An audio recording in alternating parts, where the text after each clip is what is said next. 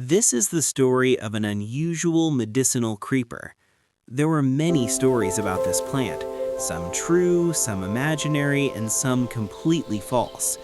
To go beyond these stories and learn real facts about it took me almost 20 years. A coffee seed bed has to be protected from the sun by putting up a shade over it. Once, we were building a bamboo frame for such a shade. We needed something to tie the bamboo pieces together, so we sent Santa to the forest to bring some creepers. He brought a big bundle. When Mara opened the bundle, he suddenly looked at one creeper and shouted at Santa, "Why did you pluck this, you fool?" When I asked why, Santa said it was a medicinal creeper and that there were plenty of them in the forest. Mara excitedly said, "Come, show me where it grows," and took Sana into the forest. Out of curiosity, I went with them too. That is how I came to know about this mysterious creeper. When Sana showed the plant, Mara immediately tied one of its tendrils to a nearby tree. I was surprised and asked why.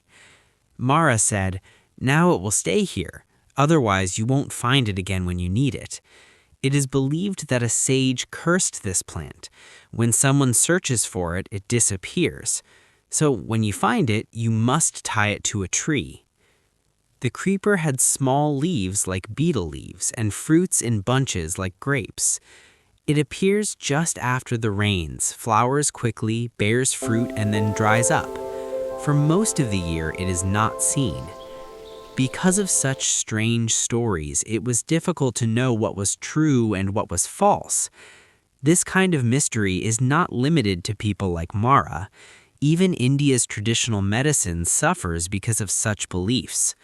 Forests are disappearing, and the people who know about these plants are also dying one by one. I wanted to share this knowledge, but whenever I discussed it with doctor friends, they laughed at me. One day, Mara cut his hand badly while cutting bamboo shoots. Blood flowed heavily. People pressed leaves on the wound and tied it with cloth. Mara went to a white man, a British planter, for treatment. When the bandage was removed, there was no wound at all, not even a mark. The Englishman was shocked and demanded to know which plant leaf had been used. He even offered his whole plantation in exchange, but despite searching all day, they could not find the plant again. Later, the Englishman became angry, pointed a gun at Mara, and threatened him. Mara cried and said he truly did not know where the plant was. Mara also told many strange stories that animals used the leaf when bitten by snakes, that one plant made his teeth fall out, and that meat wrapped in certain leaves turned into a living insect. These stories were so unbelievable that I stopped asking questions. After many years, I again saw someone tying the same creeper to a tree. People said its juice made milk solid. I decided to test it scientifically with a plant scientist friend. When we mixed the leaves with milk, the milk actually became firm like rubber. Still, we didn't know what disease it cured. Later, a worker named Krishna fell seriously ill with piles, bleeding while passing stool. Doctors advised surgery, but a holy man had earlier cured him using forest medicine. Krishna searched for the described plant, and it turned out to be the same creeper.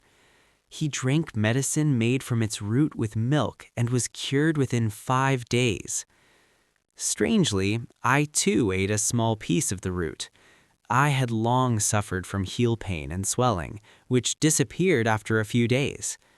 Was it really the creeper's effect? I couldn't be sure, but clearly the plant had powerful medicinal qualities. The tragedy is that traditional healers keep such knowledge secret, believing medicines lose power if shared. Because of this secrecy and the destruction of forests, India's native medicinal systems are slowly disappearing.